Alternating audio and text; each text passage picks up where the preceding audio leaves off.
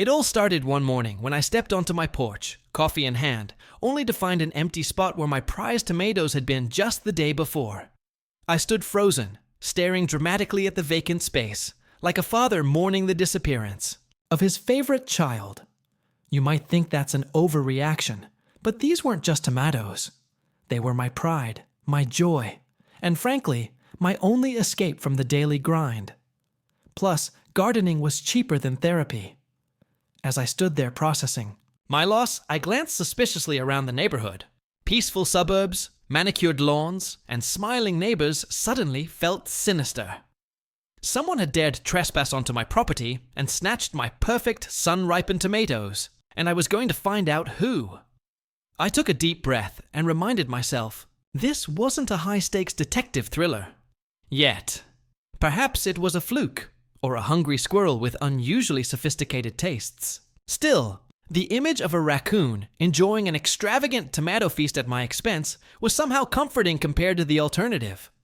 Someone from the neighborhood was sabotaging my beloved garden. Pushing away paranoia, I walked back into the house, determined not to overthink things. But peace didn't last long. 2 days later, it happened again. Except this time, the thief didn't even have the decency to leave evidence. They'd snatched my tomatoes clean, leaving only sad, leafy remnants of their former glory. My frustration began boiling over. Determined not to surrender to tomato terrorists, I decided it was time to investigate properly. Armed with my phone camera and a newly purchased wireless security camera system, I began my career as a part-time gardener and full-time detective. My prime suspect quickly became Karen. Yes, that Karen, the infamous president of our homeowners association, known throughout the neighborhood for her meticulous lawn inspections, passive-aggressive emails, and dedication to enforcing rules nobody else seemed to know existed. Karen had always seemed overly interested in my garden, especially my tomatoes. On several occasions, she'd openly critiqued them during her routine inspections, once going so far as to suggest I use more symmetrical tomato cages to maintain community standards. I knew she disliked my casual approach to gardening, and frankly, I took pleasure in annoying her by deliberately ignoring her overly detailed gardening tips. I decided I'd start by casually observing her, looking for clues. I didn't need to wait long for suspicious activity. Later that same evening, while watering my plants and feigning complete innocence, I noticed Karen walking her miniature poodle, Princess, past my property. Her eyes narrowed at my tomatoes, or, rather, at the sad stubs that had once held juicy fruits. When she saw me watching, she flashed an overly bright smile, raised her hand dramatically in greeting, and remarked, "Oh, what a shame about your tomatoes. Guess gardening isn't for everyone." Her voice carried just enough condescension to raise my suspicions further. I smiled politely and mumbled something about pesky raccoons, though in my heart I suspected a more malicious animal at play. 1. Wearing pastel cardigans and sensible shoes. After Karen passed, I swiftly set up my surveillance camera, discreetly tucking it among the leaves, feeling like a spy conducting a daring undercover operation. I carefully concealed the camera, adjusted the angle, and checked my phone. Perfect. If Karen or whoever was sabotaging my garden returned, I'd capture undeniable evidence. The next morning, I woke before sunrise, anxiously checking the footage. From the previous night, initially nothing seemed unusual. Birds chirped innocently in the background. A gentle breeze rustled leaves. And then, suddenly, there she was. Karen, wearing what could only be described as her stealth mode. Gardening gloves, a comically oversized straw hat, and pink Crocs. She casually approached my plants as if strolling through a grocery aisle.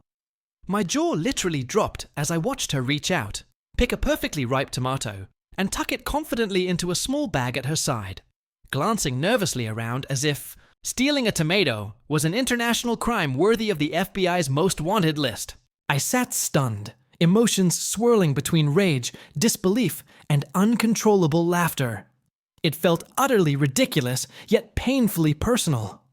Karen, my HOA nemesis, wasn't just criticizing my gardening skills. She was literally robbing me of the Fruits of my labor. The nerve, the absurdity, the sheer audacity.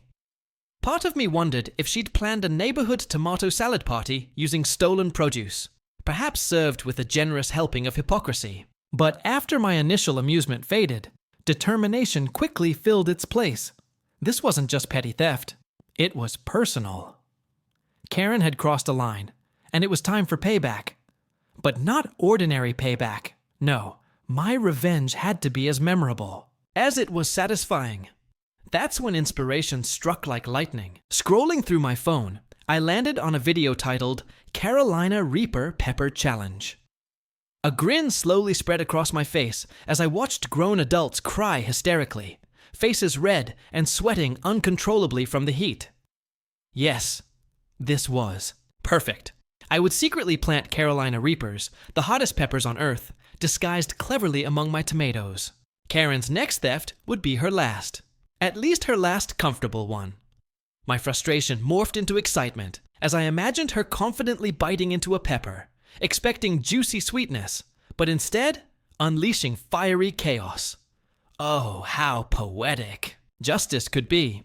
Before long, I found myself enthusiastically shopping at the local gardening store, idly explaining to a bemused cashier that, yes, I was indeed voluntarily planting the world's hottest peppers next to my tomatoes. The cashier's raised eyebrows spoke volumes, but I didn't care. Soon, I'd have the perfect bait. Within hours, I was carefully planting Carolina Reaper seedlings amongst my tomatoes, silently apologizing to the unsuspecting peppers for their dangerous mission ahead. As I stood back, admiring my work, anticipation built within me like never before. Karen had no idea what was coming, and quite honestly, neither did I. Little did I know that planting these fiery peppers would soon ignite something far more explosive than I ever imagined. As the days passed, I carefully nurtured my secret weapon, the Carolina Reapers, with a mixture of pride, excitement, and mild guilt. Watching them grow was oddly therapeutic, knowing their true purpose was revenge.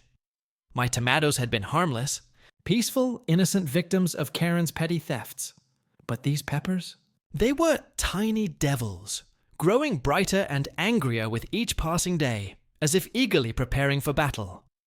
Even watering them felt dangerous. Every droplet seemed to sizzle as it hit the soil, like tiny warnings of the fiery pain awaiting. Whoever dared disturb them? Of course, revenge gardening was no easy task. It wasn't long before the neighbors noticed my renewed dedication to my backyard hobby. Curiosity piqued when my previously casual gardening suddenly turned into an intense daily ritual. My neighbor Jerry noticed my unusual enthusiasm one afternoon and cheerfully commented, "Wow, really getting serious with those tomatoes now, aren't you? Going for Neighborhood Gardener of the Year." I laughed nervously, feeling as guilty as if I'd been caught plotting a bank heist. Jerry didn't need to know about my pepper sabotage, but his good-natured teasing left me momentarily paranoid, wondering who else had noticed my sudden change. Then came the truly unexpected complication.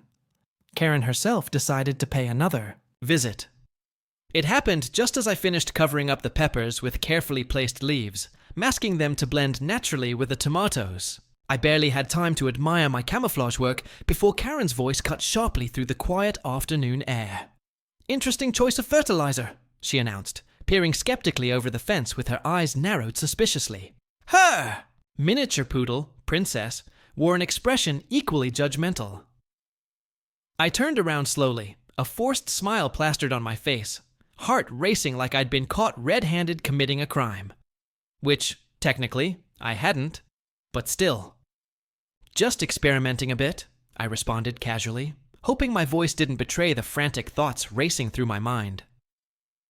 Karen took a dramatic step closer, clearly determined to deliver another of her infamous unsolicited gardening lectures. "Well, just remember," she said, holding her finger up dramatically, as though reciting some ancient gardening wisdom. "Community guidelines clearly state that all plants must be aesthetically pleasing and non-hazardous." She paused theatrically, letting the words hang heavily between us. "Wouldn't want to accidentally poison anyone now, would we?" she added, arching an eyebrow knowingly as if she'd suddenly acquired psychic powers revealing my secret plot. I laughed nervously again, the sound coming out far more suspicious than intended. "Of course not, Karen," I reassured, silently, praying she'd leave before noticing my shaky hands and guilty expression. She narrowed her eyes, scanning my garden like a trained investigator seeking evidence of wrongdoing.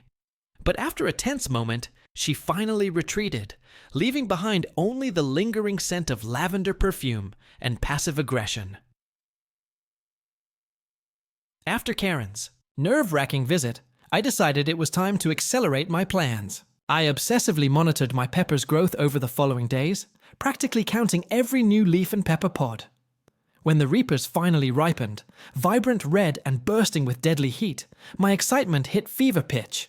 Carefully, I moved the hottest peppers into prime positions near the tomatoes, strategically placing them so their fiery beauty would prove irresistible bait. The peppers gleamed invitingly under the sunlight, seemingly innocent yet sinisterly dangerous. The stage was finally set. But catching Karen required more than pepper plants alone. My security camera, now upgraded with motion-activated alerts sent directly to my phone, became my constant companion. Each night felt like a stakeout, my nerves fraying as I monitored live footage from the comfort of my living room. Every rustle of leaves or flicker of movement made my heart race. But night after night passed without action. Impatient and frustrated, I began questioning whether Karen had discovered my plot or had simply lost interest. Then, one evening, just as exhaustion threatened to claim victory, my phone buzzed aggressively with an alert. I nearly spilled my coffee in shock, grabbing the device with sweaty palms and opening the camera app with breathless anticipation. The blurry black and white footage revealed a shadowy figure slipping quietly through my garden gate. Adrenaline surged through me. Finally, this was it. But as the figure moved closer, I noticed something off. This person was smaller, clearly younger, not Karen's unmistakable figure. Confused, I watched as the intruder, a teenager from down the street, grabbed a tomato and casually bit into it, only to recoil dramatically, dropping it and frantically fanning their mouth in pain. Part of me felt guilty watching the teenagers. Frantic dashed towards the garden hose, desperate to soothe the fire now scorching their mouth. The other part, admittedly the pettiest side, felt a strange sense of satisfaction at seeing my peppers achieve their intended purpose, even if this thief wasn't my main target. Yet catching the wrong thief was no victory. Karen remained untouched, probably plotting another strike, oblivious to the fiery fate narrowly avoided by the teenage intruder. I realized I had underestimated how popular garden theft had become. My tomatoes were apparently the neighborhood's hottest underground attraction. Clearly, I needed to rethink my strategy before my garden became the neighborhood snack bar. Then another unexpected twist occurred. Karen confronted me again, this time with complaints about my gardening practices, directly from the HOA handbook, accusing me of overcrowding plants and causing visual disorder. She seemed genuinely irritated, as though personally offended by my garden layout. "You've turned your garden into chaos," she declared with exaggerated horror. "How can anyone appreciate neighborhood harmony looking at such unruliness?" Her exaggerated theatrics made it difficult to keep a straight face, but her words sparked an idea. If Karen couldn't resist criticizing, maybe she wouldn't resist personally fixing my unruly garden herself. I smiled, nodding calmly, feigning compliance while secretly formulating a new plan. She had unknowingly shown me her weakness, her uncontrollable desire to control everything. Perhaps all I needed to do was leave things slightly messy, baiting her into acting herself. As Karen marched away triumphantly, believing she'd won our latest exchange, I felt a renewed sense of purpose. My peppers weren't just a weapon. They were the perfect symbol of subtle rebellion against her relentless tyranny. Each day, my tomatoes and peppers grew closer to becoming the ideal trap, just disordered enough to attract her critical attention, yet innocent-looking enough to disguise the scorching truth. That evening, I rearranged the peppers openly, deliberately chaotic, yet beautifully tempting. Each pepper practically glowed, their fiery promise hidden in plain sight. As I finished setting my new trap, I whispered confidently into the evening breeze. "Go ahead, Karen. Come and get them." Little did I know how spectacularly my small act of defiance would soon unravel into a neighborhood-wide explosion of spice, drama, and hilarious chaos. Harvest Day arrived with a level of excitement and tension that made my morning coffee taste more like adrenaline. The sun had barely risen when I stepped outside, the air still cool, the garden glistening softly under a layer of dew. My Carolina Reapers glowed fiercely, tiny crimson warnings hiding innocently among the tomato plants. Each pepper was plump, vividly ripe, and deceptively beautiful, like brightly colored grenades waiting patiently to detonate. My heart raced at the thought of Karen's impending spicy encounter, and I couldn't help but chuckle softly at the absurdity of it all. Who knew suburban gardening could turn into an undercover revenge thriller? Carefully inspecting each pepper, I imagined Karen's reaction when her next tomato theft turned into a fiery disaster. Would she scream? Run down the street hysterically? Maybe even call an emergency HOA meeting? Each scenario felt both hilarious and satisfyingly justified. However, beneath my bravado, I felt a slight pang of guilt. Was I taking things too far? I quickly dismissed the thought. After all, it was Karen who had repeatedly stolen from me. This was poetic justice. Spicy poetic justice, really. With the stage set, I retreated indoors and began my vigil, eyes glued to my phone screen, patiently watching my live security feed. Hours passed without incident, leaving me restless and slightly frustrated. Doubts crept in again. Had Karen somehow sensed my scheme? Was she deliberately avoiding the trap I'd set so carefully? Then, just as my impatience peaked, I saw her. Unmistakable silhouette emerged through the garden gate. My heart rate soared, my fingers tightening on my phone as I watched her every move.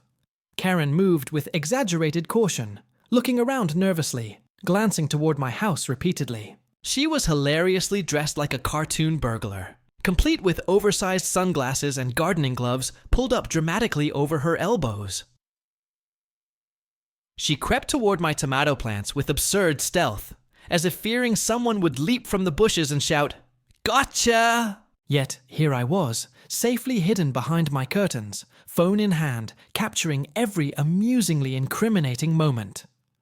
She reached confidently into the foliage, selecting a particularly vibrant pepper, mistaking it entirely for a juicy tomato in the dim twilight.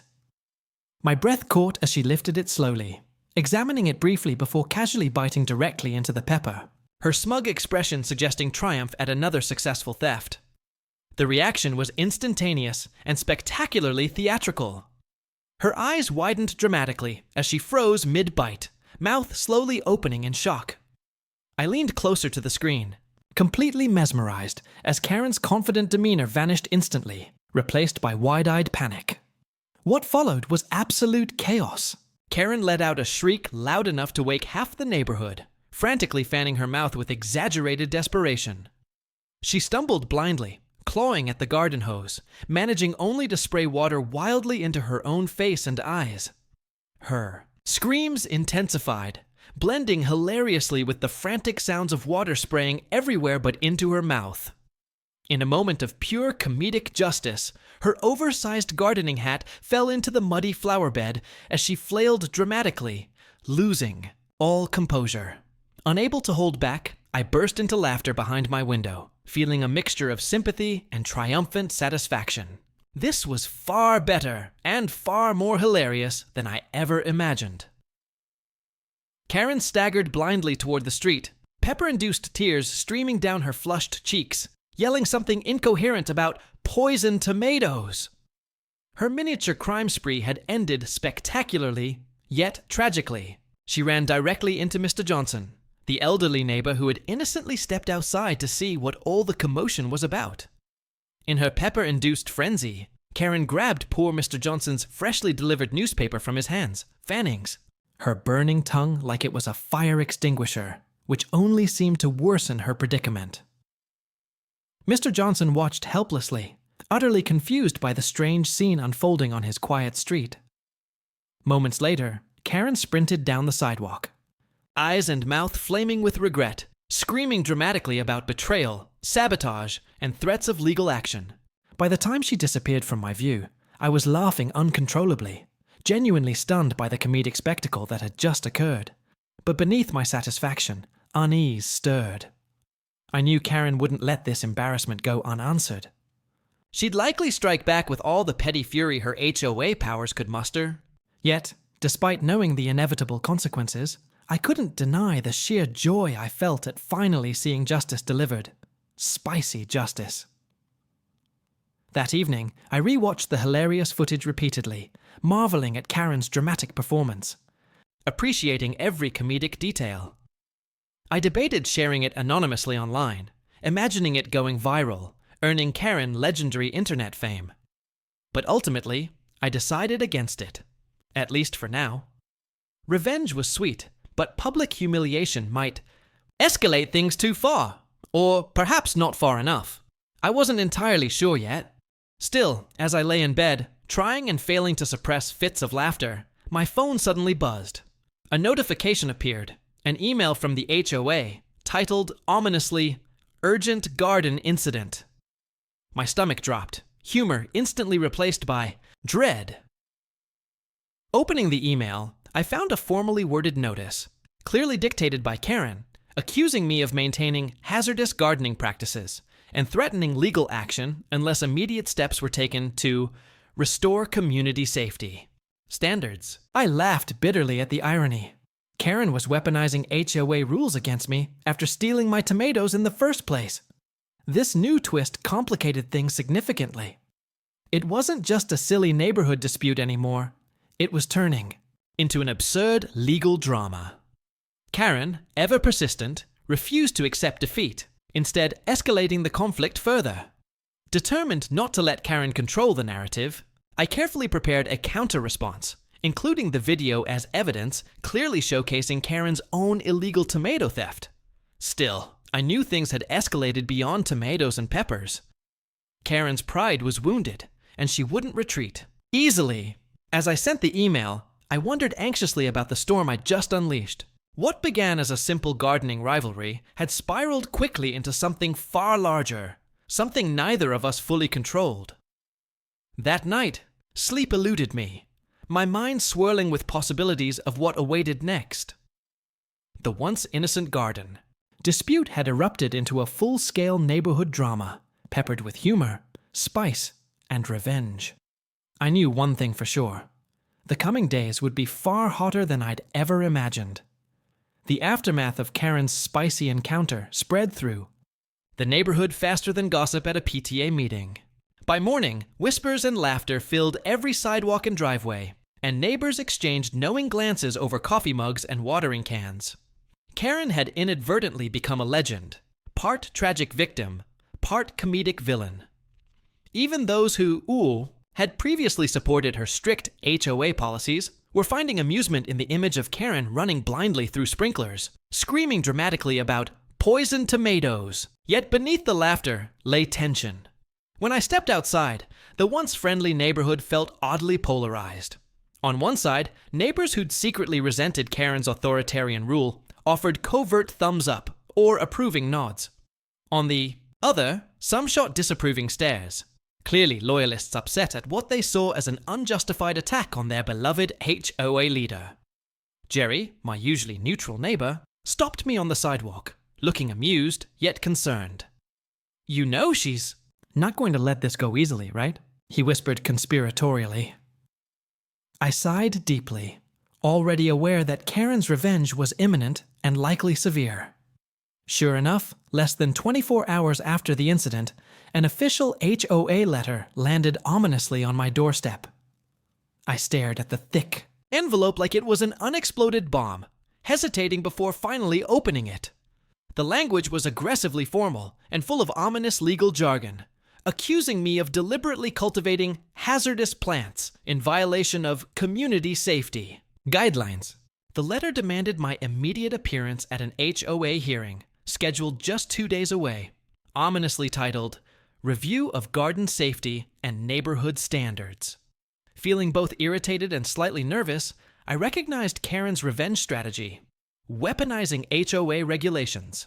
Instead of backing down after her embarrassing pepper-induced meltdown, she was doubling down, intent on framing herself as an innocent victim of my supposed horticultural negligence. The irony felt painfully absurd. My innocent tomatoes had been systematically stolen by Karen herself, and yet I was now the villain in this surreal suburban drama. Determined to fight back, I prepared carefully for the hearing, meticulously gathering evidence. Armed with video footage clearly showing Karen stealing my tomatoes, plus footage of her hilariously unfortunate pepper incident, I felt confident I could expose her hypocrisy. I rehearsed my arguments repeatedly, confident that justice would surely prevail. After all, facts were on my side, weren't they?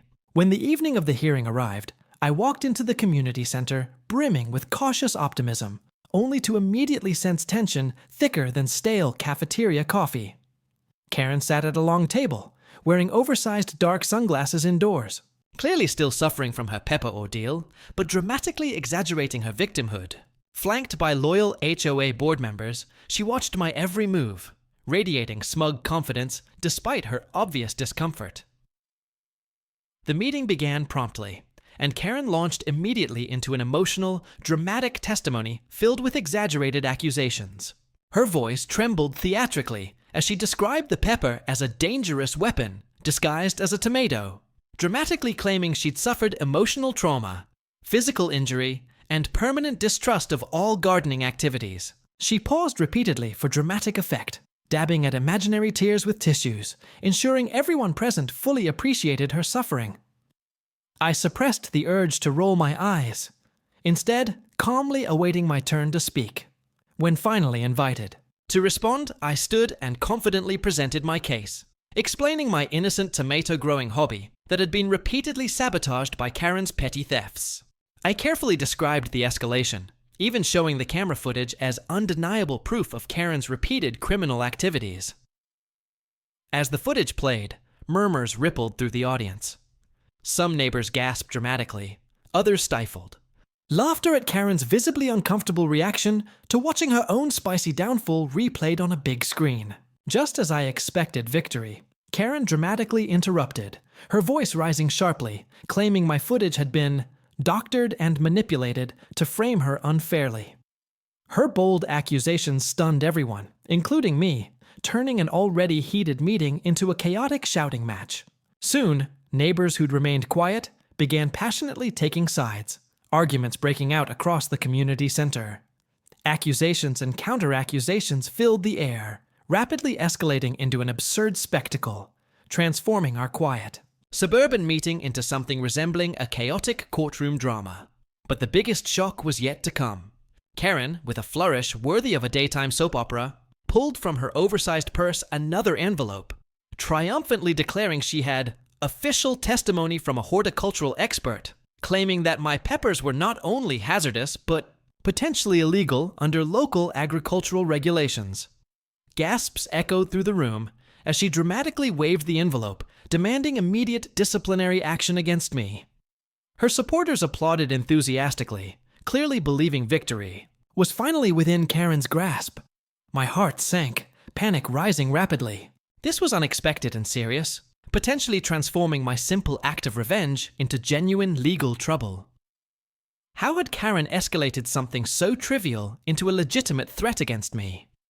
Frustrated and bewildered, I struggled to respond, stumbling briefly under the weight of her accusations. Then, just when things seemed darkest, a surprising ally emerged. Margaret, the normally mild-mannered HOA secretary, who rarely spoke during meetings, abruptly stood, capturing everyone's attention. Calmly and confidently, Margaret confessed. She'd personally witnessed Karen repeatedly trespassing into my garden and removing tomatoes weeks earlier. Karen turned ghostly pale as Margaret detailed each incident with stunning clarity, her quiet voice lending undeniable credibility. Margaret's unexpected intervention dramatically shifted the room's mood. Many neighbors, previously silent, began openly questioning Karen's integrity, murmuring disbelief at her blatant dishonesty. Caught completely off guard, Karen frantically attempted the damage control, denying Margaret's claims, desperately accusing her of collusion and betrayal. Margaret simply shook her head sadly, quietly stating, "Karen, Everyone deserves tomatoes. In peace! Her words echoed through the now silent room, prompting scattered laughter and nodding agreement. Suddenly exposed and humiliated, Karen stumbled emotionally through her closing statement, attempting to maintain dignity despite clear defeat. The board, clearly shaken by the unexpected turn of events, announced they'd review all evidence privately before rendering their final decision. The meeting ended in tense uncertainty, neighbors filing out in hushed groups, whispering speculation about the outcome and implications for Karen's future. Returning home that night, I felt strangely unsatisfied despite the victory. Karen's hit manipulations had severely damaged neighborhood trust, creating deep divisions and tensions unlikely to fade quickly. My revenge, though hilarious at first, had sparked consequences far beyond my control. As I lay awake, contemplating the bizarre, dramatic events, I realized one thing clearly. This gardening feud was no longer just about tomatoes or peppers. It had become a battle for the heart and soul of our neighborhood. Little did I realize that the biggest twist was still ahead, hidden quietly beneath the soil of our seemingly innocent suburban gardens. The neighborhood had transformed. What was once a quiet, picture-perfect suburban community had turned into something resembling a Cold War battleground, with alliances forming, quiet tensions bubbling, and an unspoken rivalry simmering beneath every morning wave and forced smile. The fallout from the HOA meeting had been worse than I expected. Karen had retreated temporarily, no doubt licking her wounds and plotting her next move, but the damage had already been done. Lines had been drawn.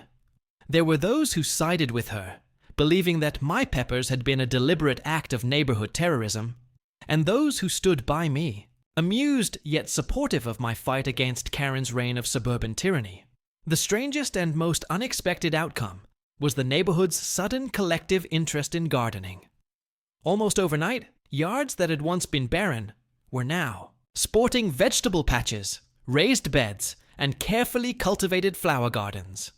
It was as if my battle with Karen had awakened a suppressed competitive streak in every homeowner, each determined to prove their own gardening skills.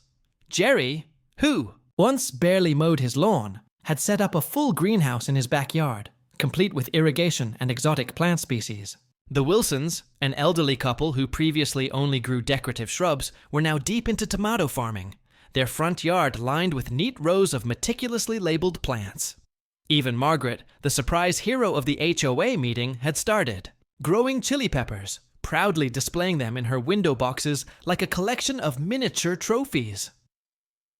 Karen, of course, did not take kindly to this gardening revolution. While I hadn't seen much of her since the HOA meeting, her presence was still felt in the form of a never-ending stream of emails, complaints, and suspiciously timed HOA violation notices. She couldn't outright ban gardening, especially now that half the neighborhood had embraced it, but she was trying every bureaucratic trick in the book to make my life miserable. A complaint about excessive plant growth encroaching on public space arrived in my mailbox one morning, referring to my perfectly contained tomato plants. Another notice cited improper waste disposal because a single fallen leaf had landed on the sidewalk. It was a slow, passive-aggressive battle, and I could see what Karen was doing. She wasn't going to win in public anymore, so she was trying to drown me in technicalities, chipping away at my patience until I gave up. But I wasn't going to give up. If Karen wanted a war of persistence, I was more than ready. The problem was that my initial plan, growing Carolina Reapers as a harmless prank, had already reached its peak. I needed something new, something that would strike back at Karen in a way that she couldn't counteract with HOA rules and technical complaints. That's when inspiration struck me in the most unexpected way possible. It happened at the farmer's market. I had gone there for something completely unrelated, just looking for fresh produce since my own garden was now too risky to harvest without Karen breathing down my neck. As I walked past the various stalls, I overheard a conversation between two farmers discussing crossbreeding techniques for chili peppers. One of them casually mentioned a new hybrid they were working on, a cross between a ghost pepper and a Carolina Reaper, meant to be even hotter than either parent. My brain immediately latched onto the idea, my imagination running wild. What if I took this gardening feud to the next level? What if I engineered something so potent, so impossibly hot, that it would serve as the ultimate warning sign to Karen and anyone else who dared to mess with my garden? I spent the next few days researching everything I could about chili pepper, hybrids, diving into gardening forums, and watching endless videos on crossbreeding techniques. The process was fascinating.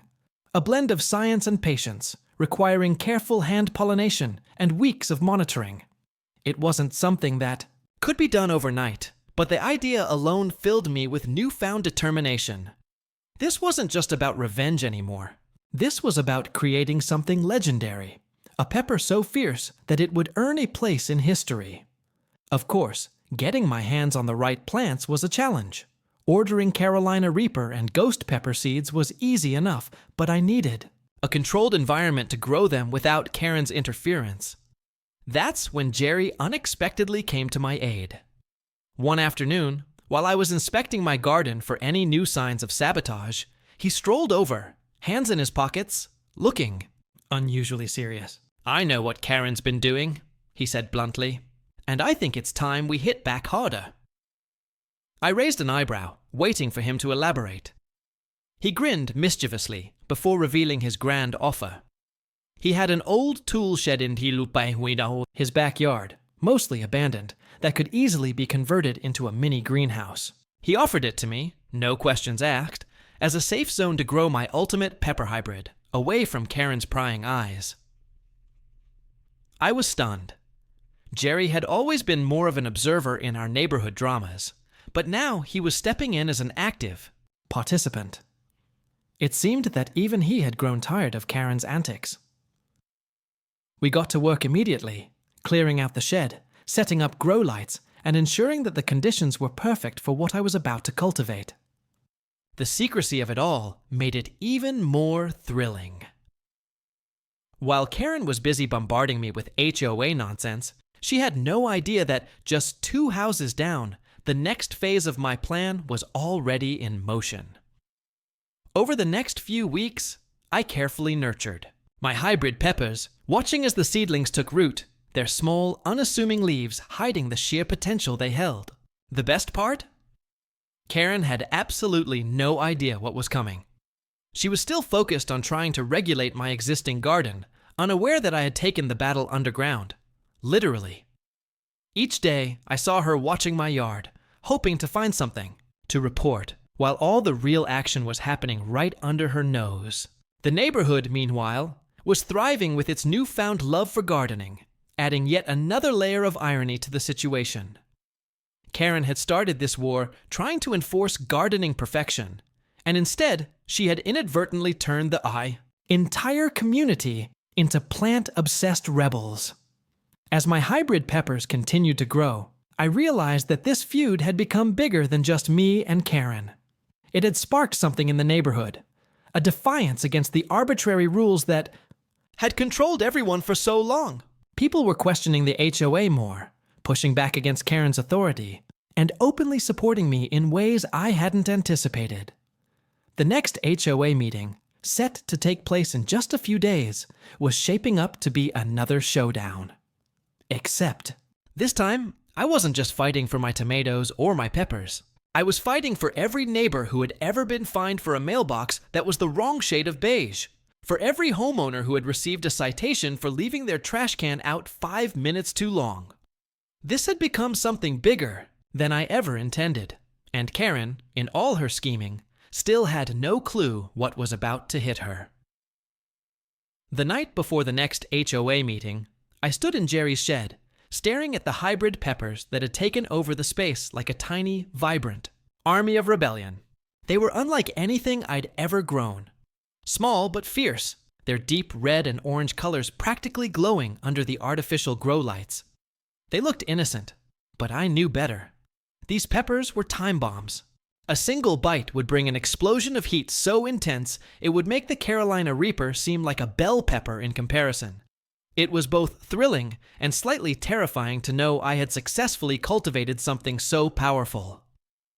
The real question now was how to use it. As I carefully plucked a few of the best-looking peppers, my mind ran through 100 different scenarios. The original plan had been simple: get revenge on Karen for stealing my tomatoes. But things had spiraled far beyond that. Now, Karen had turned this into a full-scale war, manipulating HOA rules, using bureaucratic nonsense to try and crush me under a mountain of fines and violations.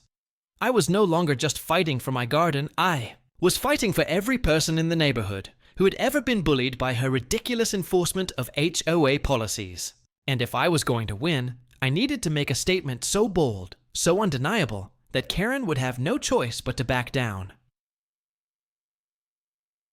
The next morning, I woke up to find a fresh HOA violation notice taped aggressively to my front door. This one accused me of operating an unapproved agricultural enterprise within a residential zone. I let out a short, humorless laugh as I crumpled the paper in my hands. Karen was getting desperate. She had clearly run out of legitimate complaints and was now just making things up as she went. But she had no idea that today I was bringing something much bigger to the table. As I walked towards the community center for the meeting, I noticed that nearly the entire neighborhood was headed in the same direction. The last meeting had been tense, but this one felt different. People weren't just here out of curiosity. They were here to take sides.